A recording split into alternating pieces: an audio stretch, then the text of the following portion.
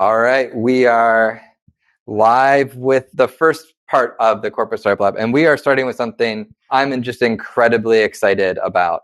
So when I talk to early stage venture firms about the funds that they aspire to be or the brands that they look up to, almost always one of the first firm names that you hear is First Round Capital. Like either the first or very early investors in companies like Square, Uber, Roblox, which you may not be familiar with, but your kids certainly are, nieces and nephews that are at that target age. But beyond their great investments, they've also built what they call a platform, which I think of as just people and resources to support founders beyond just the capital that they provide.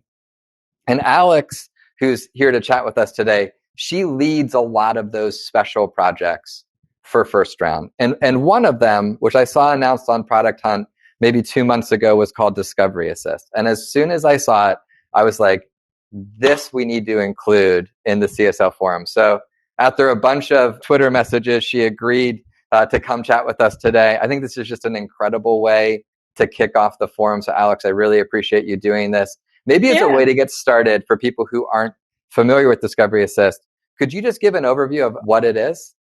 Yeah, sure. And thanks for that intro. That was incredibly kind. Okay, so Discovery Assist is a product. We launched the beta of this product sort of late in the summer. And the idea is that we believe as a fund that the most compelling and contrarian insights for startups and founders come from hundreds of conversations with potential users and buyers. And most founders, especially when they're building in B2B, and most founders don't have a deep Rolodex, but even if you do, lining up the perfect conversations is really hard.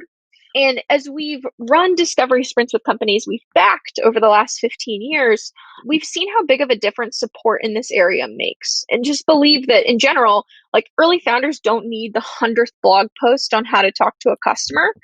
They need to be able to spend more of their energy finding the insights in the conversations and not cold emailing 300 more people to set up 10 calls. And so the idea of Discovery Assist is that we are developing a product that allows early founders, before we even invest in them, to tap into our network of startup builders, of Fortune 1000 companies. And we help teams skip just like months of like, hey, who do I know on LinkedIn who can make this intro to this company?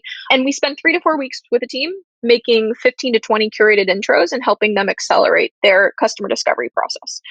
And what that looks like is like there are some folks that are still refining exactly what the idea is and validating the problem. There's folks that are working on validating the solution and finding pilot customers. And then there's folks that are refining what their sort of go-to-market strategy looks like. And so we launched the beta of that late this summer and have been running several sprint groups through the end of the year to just see what does this look like if we supersize it. That's awesome. So let's double click on the process a little bit. So for the company providing the feedback, like how does that work for them? Yeah, over 15 years, we've built an extensive network of experts, of mentors, of potential customers, just of folks that we know in our network. I think as core to our brand is this idea of community as wisdom. And so we've definitely put together just this amazing group of thousands and thousands of people that like to be helpful, like genuinely. And so the way it sort of works for companies, it's not companies that sign up, it's individuals that want to continue building relationships with us. Some participate in some of our other programs. Like you mentioned, we do have that big platform where we have an expert program and a formalized mentorship program, that kind of stuff. And so some of those folks we pull from there. And the process for anyone who is involved, after we meet with a founder, we basically have been launching a sprint group every 3 to 4 weeks this fall. And what a sprint group is it's a group of founders that are all at a very similar company building stage. We work with them on, defining success for their sprint, which is what do you want to have been able to learn by the end of the 3 to 4 weeks? Or what are the questions you're tapping into? What are you refining about persona or about the problem you're building or about your go-to-market plan? And then we say, okay, who are you looking to talk to? And for example, that might be someone might come in and say, I'm looking to talk to VPs and heads of finance at companies in logistics and manufacturing. And so we might do that. And so what we'll do is on our end is we'll go build a pipeline of folks that we know that might be a good fit for conversations. We'll run through it with the founder. The founder will say, okay, like these look like a great fit for wave one. these look like a great fit for wave two. We'll reach out to wave one. We'll say, hey, just met with the founder, that is super compelling, and that's digging into a very real pain point that we already know that that person is sort of feeling. Would you be interested in chatting with them for a bit and helping them sort of learn more about the space? That's a pretty vague sort of example. But to that extent, we say like, hey, reach out to folks that know that there is a pain point there, connect them. Mhm. Someone will opt in. Those folks will opt in. There's a pretty high opt in rate. They will connect, and sort of that is how it works. I think there's a bunch of different ways that right now folks are tapped on an individual basis. I think Yeah. down the line, there's a much more sort of marketplace like thing that this looks like.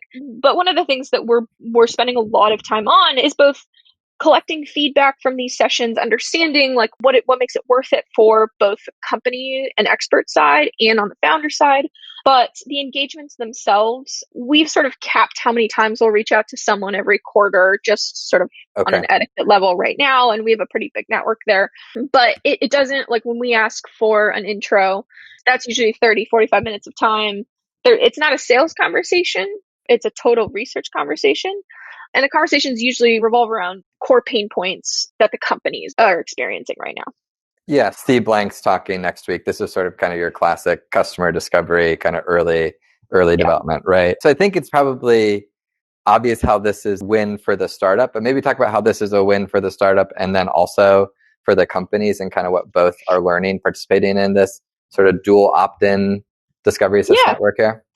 The point of customer discovery, like if we really get to the core of it, right? It's not just you have an idea and you go validate it. It's like, is this a real problem, first of Yep. all? And who is it a real problem with? And if you're talking about venture, you're also trying to figure out, is this a big enough problem, right? So Right. there are different spaces that we know sort of have venture scale and that there's room to grow there. So a very explicit example of this, we're working with a couple founders who are looking into API and high frequency billing, right? Like a lot of that is done incredibly manually Hmm. from the startup stage to enterprise company size. Yep. And some folks are looking at it from the engineering side, some folks are looking at it from the finance side.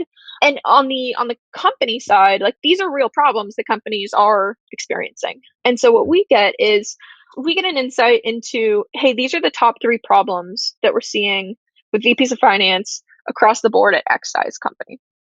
Right. And as we find startups that are catering to this, we're making intros to people who want solutions for those problems. And more often than not, the solution isn't just unique to that one company. It's very much exists across a bunch of different companies. And so I guess on the company benefit side, this is an incredible way for folks with very real pain points to even just learn about the founders who are potentially building solutions and give them the input on what would make it worthwhile for them to adopt this as a solution. So, like, one of the biggest questions in a discovery conversation is, what would you be willing to pay for? What are the solutions that you've tried here? A lot of this, a very good example here is FP&A software. You're probably still in some version of spreadsheets, and why isn't it working? What have you tried? What would make it worthwhile for you to actually switch and pay? And that's where companies, they're getting to provide their input to founders that are building real solutions to their problems. And so I think it's a win-win in that a 30-minute conversation doesn't take that much time for you to start developing a relationship with someone who does understand your pain point and wants to help build a solution for you. Yeah. And we've already got one question. We'll continue to take some questions from the audience as well, but I do want to just ask one sort of more tactical follow-up on that first. So for a company who's looking to participate in something like this, either through your platform or just more generally, a startups reach out to them for some early feedback, what counsel would you give companies to provide the most valuable feedback to startups at that stage? Speak as honestly as you can about the pain point and the context around it. And on that, I would say, not just saying like budgeting sucks. We Right. all know budgeting sucks. Keeping track of budgets across teams is really hard. If you're a GM trying to wrangle this one team that is trying to figure out whether or not they have the budget to purchase 6 new laptops, like that's a complex problem, right? Yep. But when you meet with the founder, giving the context around it of, here's what we've tried, here's what hasn't worked, Here's what does work.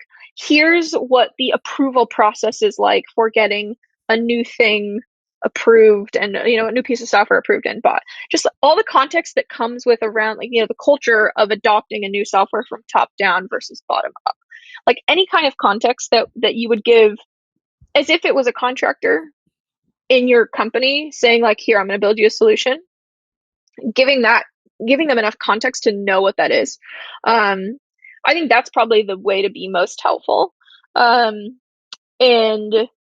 I think the other thing is sometimes founders will ask for feedback, being really honest. So we have a lot of founders read this book called The Mom Test, Okay. which if anyone hasn't read it, I highly recommend it. Just it's sort of the like the Magna Carta of customer discovery. And in it's basically the premise that, if you ask your mom for her opinion, she's going to tell you it's pretty, right? She's not going to tell you that it's hideous. Yep. And so when you start with the other questions and you start with, hey, mom, what do you think about XYZ? What do you think about XYZ? And you say, hey, okay, well, I have this idea, right? Can I get your feedback now? She's already told you the things that she doesn't like or doesn't work, etc., and can be a lot more honest. So I would say the honesty piece is very important there. So both when giving feedback on a specific solution or idea, as well as when being asked for sort of the context and the pain point, being honest there. Yeah, I think it's a great point because people sometimes think like, oh, the nice thing to say is, oh, that's a good idea, right? But it actually turns out like the nice thing to say is the sort of genuine feedback before they waste a lot of time building something that you don't actually want. That's actually a more kind piece of feedback. Yeah, and to think of it as a real opportunity, right? So thinking like there's a probability that we could actually use this, that they could actually help build the solution, and Mhm. to I guess be optimistic about the opportunity to help make that thing exist. I think sometimes it helps to think about it, like frame it in that sense. Sure, sure. Okay, so there's a question which is more of a process question from Professor Cohen. So she says, so the platform not only matches startups with potential corporate customers, but also sources and collaborates data on specific pain points that are felt by multiple companies. So not in an official process. I think when we're working with startups, just even as a venture fund, like we see a lot of folks come in that are tackling similar problems. We see a Mhm. lot of folks. We spend a lot of time digging into spaces as well and doing our own discovery. And so, in the sense that we're not getting feedback from all of those sessions. Those are all confidential between the founder and the customer and sort of Yep. the companies. But we see in what direction founders head, and so can, you know, it's easy for us to say like, okay, like that pain point resonated, that pain point doesn't resonate, or if a founder is having, if a founder's had 50 conversations and they've heard the same three things, in 40 out of the 50 of those. Yep. Uh, that is something that we then learn from them as well. But that's not the goal of it. The very like literally, so the goal of Discovery Assist in its entirety is to help the founders achieve whatever they defined as success for this sprint.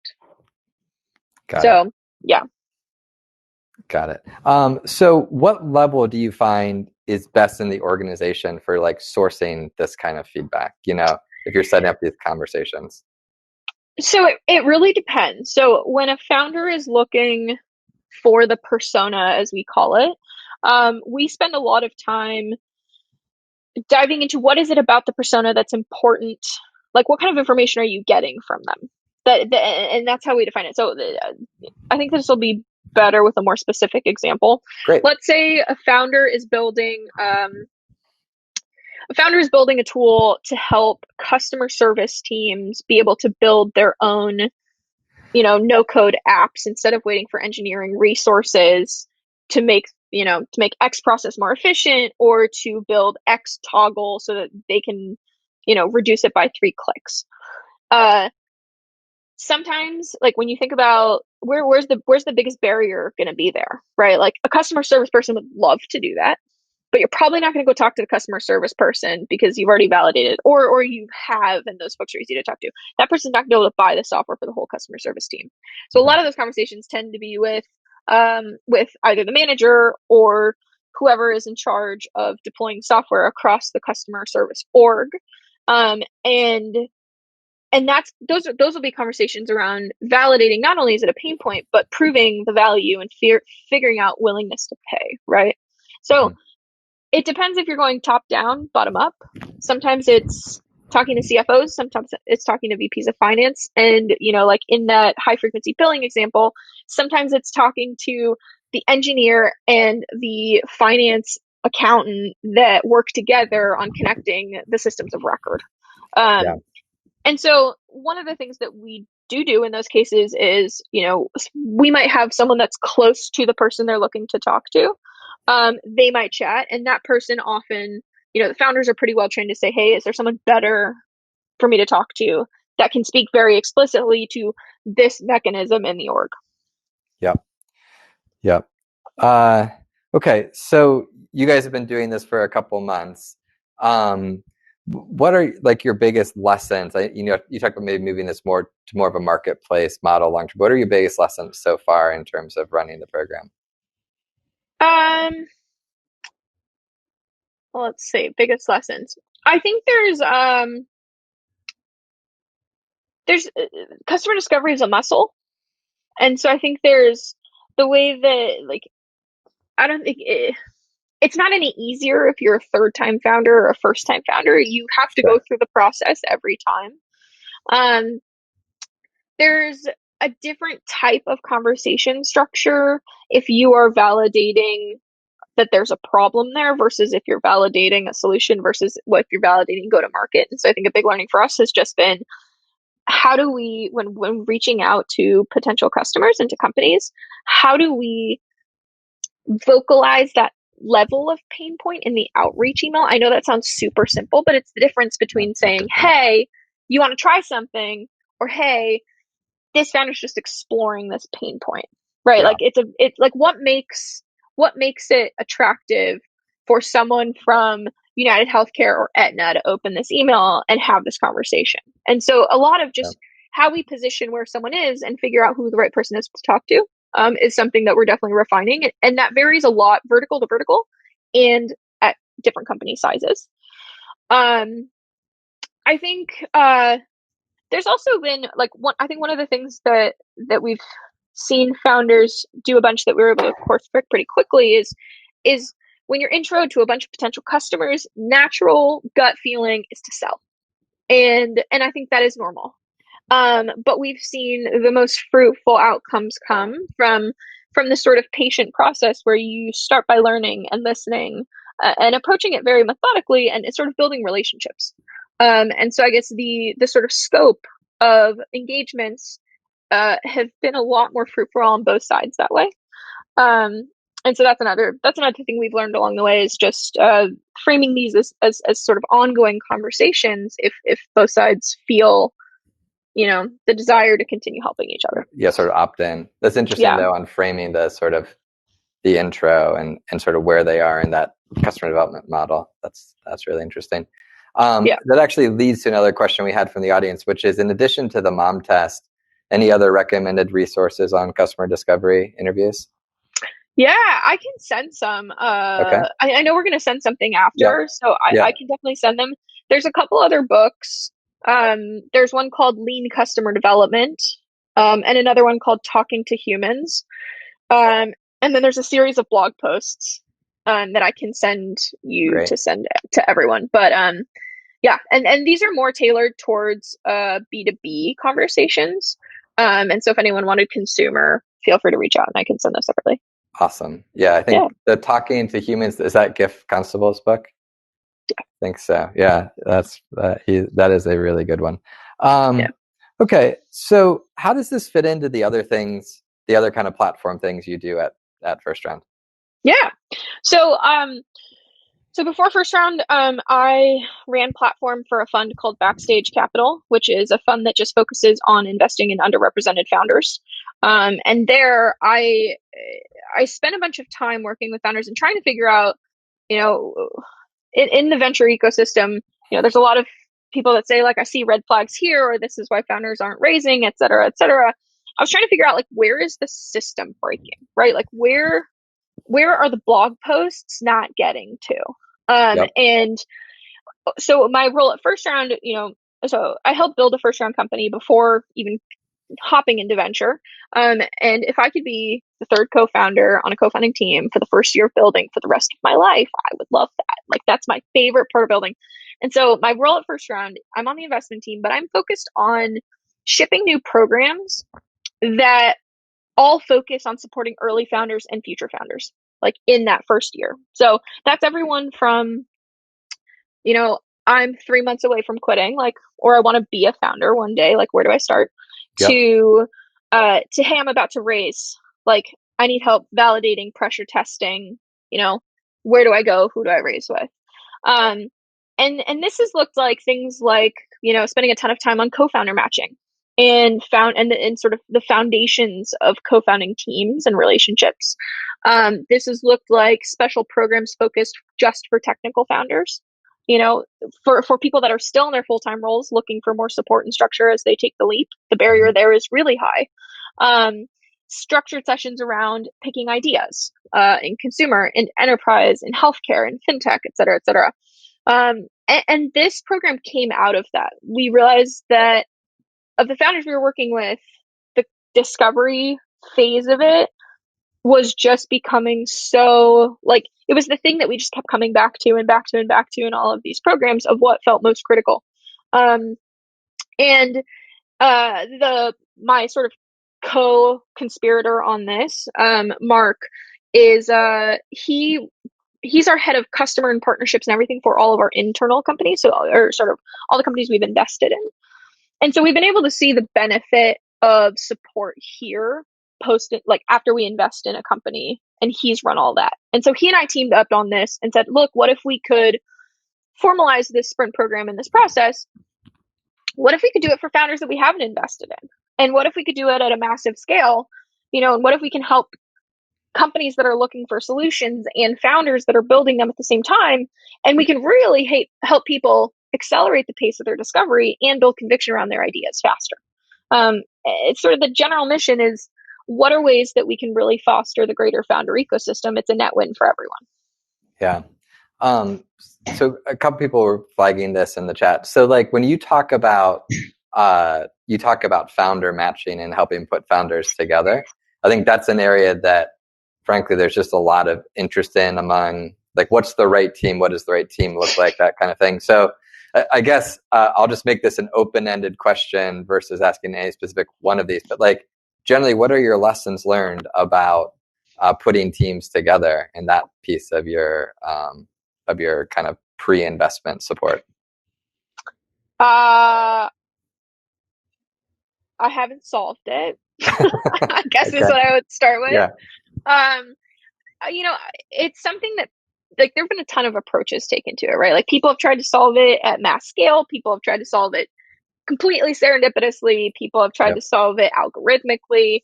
Most folks find each other and it's like, hey, it's either, hey, you should meet this guy who's completely obsessed with the same thing that you're obsessed with. Like, maybe you'd be a good fit.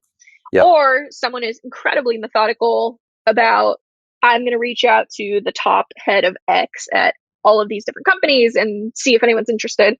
Or it's like, it's my buddy from college, right? Yep. Um, and all these things are hard for a few reasons. One, maybe not necessarily the best fit. Two, takes a lot of time. And three, if you don't have access to a massive network, or you don't have access to you come from an unconventional background, or you're an underrepresented person, like, you're sort of at a disadvantage to finding the perfect co-founder, the prime team, to pitch with.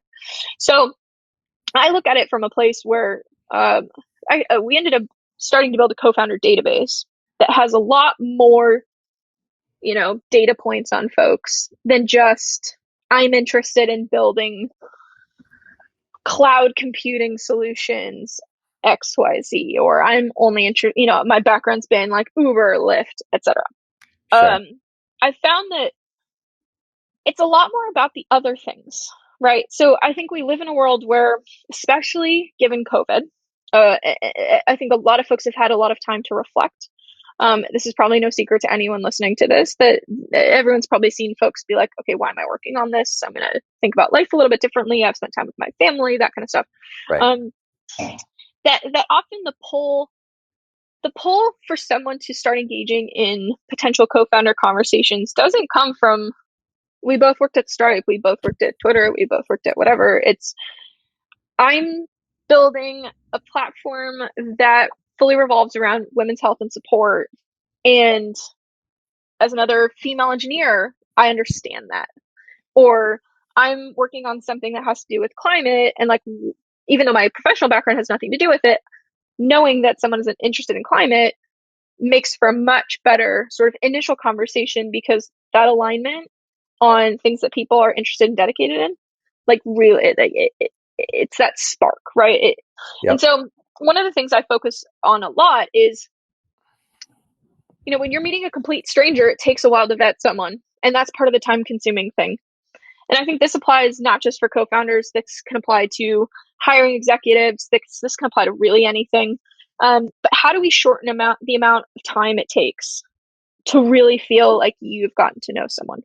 Um, and that's knowing their values, knowing their biggest fears and hesitations. That's knowing, what do they think's the biggest problem that tech has failed to solve, right? That's Yep. at the end of the day, how do people align?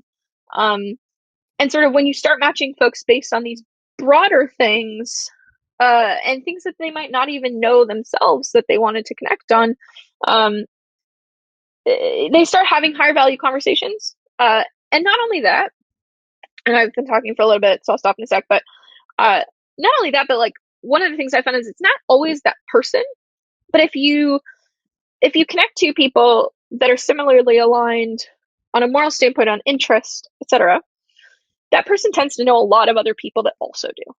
And Yep. so it's a new way of going about it. I haven't solved it. We'll see what happens. But taking the time to really get to know people has just been key. And then figuring out, also timing, right? Like, when are people open to conversations? When are people ready to jump? Like, that's also a big thing. Yeah. Yeah. Just I think this, just for the corporate audience listening, who maybe think, well, that's for startups. You guys have the exact same problem, and I know it because this is coming up more and more, which is like, well, how do we put that team together to work on that innovative problem? It's an area that we're really committing to partner more with the OB faculty here at organizational behavior faculty at Carnegie Mellon on over the next year, because I think this is just this, how do you put teams together? How do you get teams to collaborate effectively? How do you actually have sort of real diversity across your teams? How do you Yeah. not unintentionally or even worse, intentionally, but more predominantly unintentionally sort of bias your pool in interesting ways? Like these are all major research thrusts for Carnegie Mellon CSL over the next year. For people who are interested in this, we have next week, back to back to back, we have Denise Rousseau, Taya Cohen, and Lori Weingart, who are three different OB professors who are going to be talking about this kind of consecutively as part of the second week of programming, and we'll be doing quite a bit on that kind of, where hopefully that will be the jumping off point to more of these conversations. So if you're thinking, as Alex was talking, like, well, that's great for startups, but what about my 7 people inside my medical device company? I actually think there's more analogies. It's more analogous than people realize, and I think we all, whether it's First Round Capital or Optum or Philips or whomever, right? We all need to spend time thinking about this. Like this is just leverage we're leaving on the table at the moment. So There's and just to plug a first run resource, and I can great. send this in the list of things I'll send Yeah, you after, Sean. perfect. Is our editorial team, it worked with a founder named Gloria Lynn, who's amazing, on coming up with this like 50 questions to run through with a potential co-founder. And a lot of these things can be shifted and sort of tweaked for internal teams, but there's sort of a bunch of different sections. One is just how do we define roles here? And from the very beginning, being very explicit about where do people spike? Where do people not spike? And it's almost a self-awareness assessment in that Mhm. sense too. Another one is on, how are we defining success here? What are the things we're actually going to need help with? Um, I sort of I have this analogy of like, whether it's starting a team, starting an initiative, starting a company, you're jumping into year 4 of marriage with someone. Babies do. And is the team around you the one who's going to make sure the house is built by the time the baby's born? And if not, you got a problem and you got to figure out who you need or what you need to make it happen. And what this questionnaire does is it forces you to sit through and think through at the beginning and really figure out where those gaps are or anticipating where you're going to need a little bit of additional help or thought. Um, co-founders have loved it. I've seen people sort of tweak it for other uses internally as well. And so that's another resource I would recommend where if you're putting together internal teams to work on something, it's a really interesting exercise to have people work through. That's awesome. Yeah. Okay, so we'll figure out how to get all these links to you guys afterwards, but there's a lot of follow up to come from this. So I just wanted to ask a couple of questions, which are more about launching this inside first round, just as a proxy for kind of launching things in general inside established organizations. Mm-hmm. So first of all, just have you invested in any of the companies that have gone through this program yet? I can't get into specifics, but I can say that we have very powerful early signs of success from the program. Okay. Um, I think to sort of, I know you're going to ask about sort of goals and That success. was, yeah. Since the goal, so the literal goal, like one of the blessings of my role, is that the actual goal of this is, did we help the founders achieve whatever they defined as success for the sprint? For some, that's design partners. For some, that is fundraising.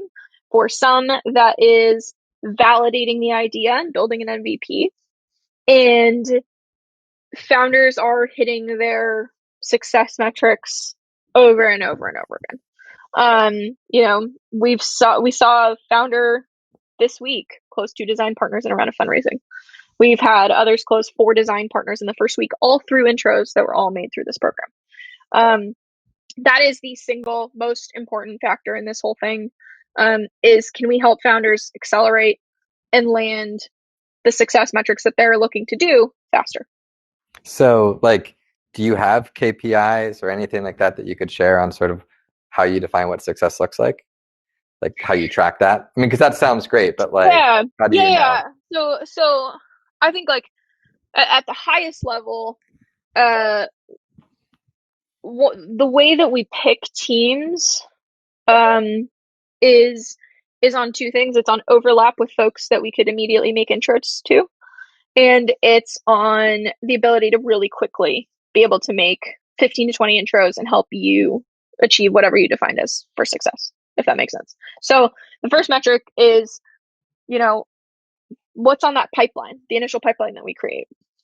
How many names are on there? What's the depth of it? How well did we capture the persona that they were looking to talk to? Mm-hmm. There's how many folks did we reach out to? What's the response rate? How many of those conversations did we make final introductions? What's the feedback on those conversations? How did they go? Where's, in the check-in conversations along the way, is the founder moving the needle forward on the thing that they defined as success or the questions that they wanted to answer? Um, are the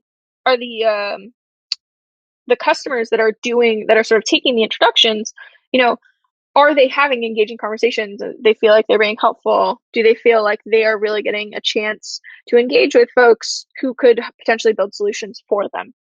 I think, the sort of end metrics for each sprint differ, right? So for one founder, that might be, I want 2 design partners at the end of the 4 weeks. For another, that might be, I want a paying pilot. For another, that might be, I want 4 design partners, or I want 10 free customers that are using it and giving me active feedback every day. That's the end metric that we hold ourselves to. But there are metrics along the way that sort of steer us to being able to meet that. And then we also have check-ins with them. That's great. So you launched this in the middle of the COVID pandemic. Right. So I'm curious how, if at all, that influenced your launch strategy and how you're thinking about how that might impact how you evaluate success. Yeah, so I'm a big pro, like COVID for me was the first time we do a lot of things in person, right? And so we've done, like, we really believe that, and we've seen this over the last 15 years, that bringing a group of people together in a room for X amount of time creates really, really high quality conversations and relationships. I think for me, when COVID started, I was working on this technical founder track program, and we were discussing as a team. We're like, what should we do? Like, people are overwhelmed. So you want to be mindful that folks are overwhelmed. They're at home. A lot of folks have kids. Like, you don't want to ask for more time. And Yeah. so I was kind of the first person, though, that was like, I'm going to do it. I'm going to do it. I'm going to do the whole thing over Zoom. Like, Yep. let's just try it. No one else is doing anything. Everyone's canceled all programs, whether they're school programs, work programs, other founder programs, etc. I truly believe that anytime there's a massive behavioral shift, there is opportunity to create solutions because we're just going to operate differently. I think there's a lot of people right now that are building things, that are having ideas that they might have not felt as much conviction to build, they're now starting to work on. So I just kind of like, okay, let's do it. But the other benefit here was I, when I think about access and opportunity, and I think about expanding resources for founders, expanding them regionally for me is a big thing. And so COVID gave us the opportunity to put everything virtual and to have founders from all over the country be able to work with us. Same with customers from all over the country, from all areas. Doing this remotely has been a lot easier because no one has to like set up the time. If you're in the same city, do you meet in person? What, sort of what's the, like, you don't have to deal with the social norms there. It's just like, Mm-hmm. let's hop on a quick call. Let's do it. Let's turn it around. People have gotten used to it. It's great. Founders have a ton more time. Folks are willing to carve out time for high quality conversations, and are genuinely interested in helping solve problems. It's just been a shift I've seen in folks this year. But I think COVID was a net benefit both on just being able to expand this really quickly and being able to really, really start engaging with both founders and customers all across the country, which for me is a net win. That's awesome. Yeah. Okay. We'll do one more question from the audience and then I'll do a wrap up. So this comes up a lot. Like, well, how many conversations do you need to have to learn, right? So how many conversations are you targeting for a given sprint? So we basically say anywhere from 10 to 20 intros over the next 3 weeks. It really depends on what space you're building in, what the response rate is. For example, given the state of the US this week, we are not doing a lot of outreach because A, we don't want to burden people with asks during election week. It's Yeah. a tough week. And two, we want to make sure that we do right by the founders. So like, we're very cautious about that. Founders come into the program having done varying amounts of customer discovery. On one hand, we have a founder who built the prototype within a company and they were like, we're going to pay you X tens of thousands of dollars for this thing a year. Go validate it elsewhere and then, spin it out yourself. And he just started customer discovery. On the other hand, we have someone who's done several hundred conversations. So it really depends what you're doing. What you're doing is you're validating. Like, data is helping you drive your gut feeling about if this is the thing you want to build. And so it's as many or as few you need to define your customer and to be able to show up and say, like, I know this is a pain point because I heard the same three things from 40 people. It's sort of there's no right or wrong answer, but think about the total amount of people that can answer this question and the total amount of people you've talked to. And it's got to be sort of enough to where there's a pulse there. Great. So last question for some of the large companies that are involved in this forum, right, which is most of the people here. How can they learn more and get involved? So I would love to have anyone who's interested in being a customer expert. I would love to have you be part of our network. Sean, I'll send you a type form that folks Great. can sign up and be a part of it. I'll also share my email if you want to chat more. If you are a founder, if you know a founder that would benefit from this, would also love to meet them. So I can also include the link to sign up for Discovery Assist itself. Um, and if you have any ideas of things that either A, would make this program better, or that I should be thinking of, or things that I'm not thinking of, I am always learning. So I would also love any feedback as well of things that you guys think would be helpful along the way. I think That's yeah. perfect. All right. Well, Alex, thank you so much for doing this. So guys, we're doing, we're going to do our first quick 5x5. Then we're doing our first startup pitch. And then we'll have the keynote and Q&A with Seth Godin. So we've got a busy first day kicking this off. But Alex, thanks for being the first piece of content in the forum. This was amazing. Thanks for having me. This is really fun.